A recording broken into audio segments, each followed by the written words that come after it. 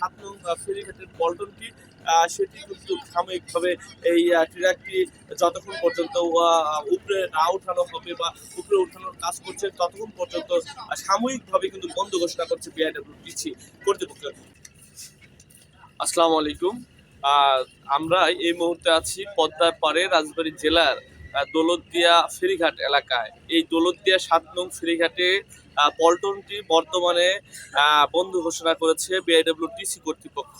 আর এই সাময়িকভাবে এই ফেরিঘাটের এই পল্টনটি বন্ধ ঘোষণা করা হয়েছে, এমনটা কিন্তু জানিয়েছেন আমাদের বিআইডব্লিউটিসি কর্তৃপক্ষ। এবং আপনারা দেখতে পাচ্ছেন আমার পিছনে কিন্তু একটি কাভার্ড ভ্যানের ট্রাক কিন্তু তার অধিকাংশ কিন্তু পদ্মা নদীর দিকে ঝুঁকে গেছে। অর্থাৎ এই আজকে রাত 1:30টার দিকে এই কাভার্ড ভ্যানটি কিন্তু পদ্মা নদীতে কিন্তু ব্রেক ফেল করে কিন্তু পড়ে যাওয়ার মতো অবস্থা। এমন অবস্থায় কিন্তু কেউ হতাহতের ঘটনার খবর কিন্তু আমরা এখন পর্যন্ত পাইনি, বা রাতেও আমরা খবর নেওয়ার চেষ্টা করেছি, রাতেও আমরা কিন্তু এই হতাহতের কোনো ঘটনা আর খবর আমরা পাইনি। তবে এখন সরাসরি যদি আপনাদেরকে দেখাই তাহলে আপনারা দেখতে পাচ্ছেন যে এই ট্রাকটি উপরে তোলার কিন্তু কাজ করছে এই কর্তৃপক্ষ, ফেরিঘাট কর্তৃপক্ষ কিন্তু এই ট্রাকটি উপরে তোলার কাজ করছে। এবং সকাল থেকেই এই ট্রাকটি উপরে তোলার কাজে কিন্তু ফেরিঘাট কর্তৃপক্ষ তারা করে যাচ্ছে। এবং আপনাদেরকে দেখাবো যে এই ট্রাকটি কিন্তু এই কাভার্ড ভ্যান কিন্তু বেশিরভাগই অংশ কাভার্ড ভ্যানের সেটি কিন্তু আপনার পদ্মা নদীর দেখতে পাচ্ছেন বেশিরভাগ অংশই কিন্তু ঝুঁকে গেছে পদ্মা নদীর দিকে। এবং মাঝে মধ্যেই এই পল্টনে কিন্তু এই আপনার হচ্ছে বিভিন্ন যানবাহন কিন্তু পড়ে যাচ্ছে এবং হতাহতের ঘটনাও ইতিপূর্বে ঘটেছে, আপনাদেরকে জানানোর চেষ্টা করছি।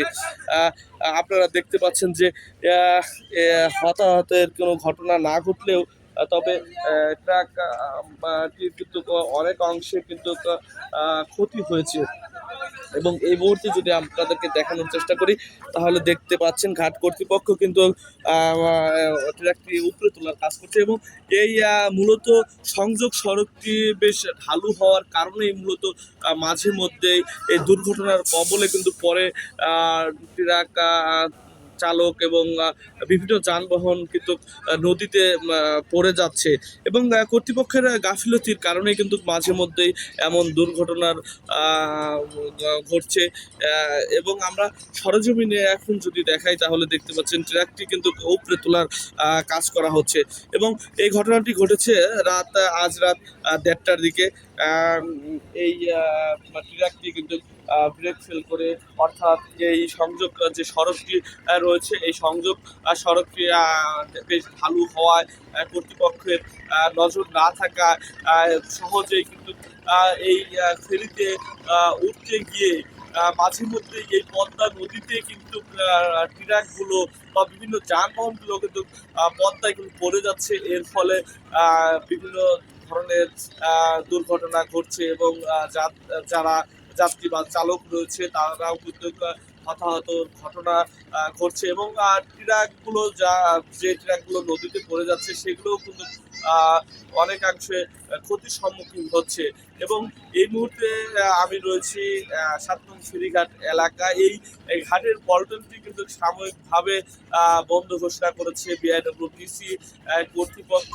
কিন্তু আপনাদেরকে আমি জানানোর চেষ্টা করবো কিন্তু স্বাভাবিকভাবেই কিন্তু দৌলতদিয়া পাটুরিয়া নৌ রুটে ফেরি চলাচল করছে, আপনারা দেখতে পাচ্ছেন। এবং একই সাথে লঞ্চ চলাচলও কিন্তু করছে।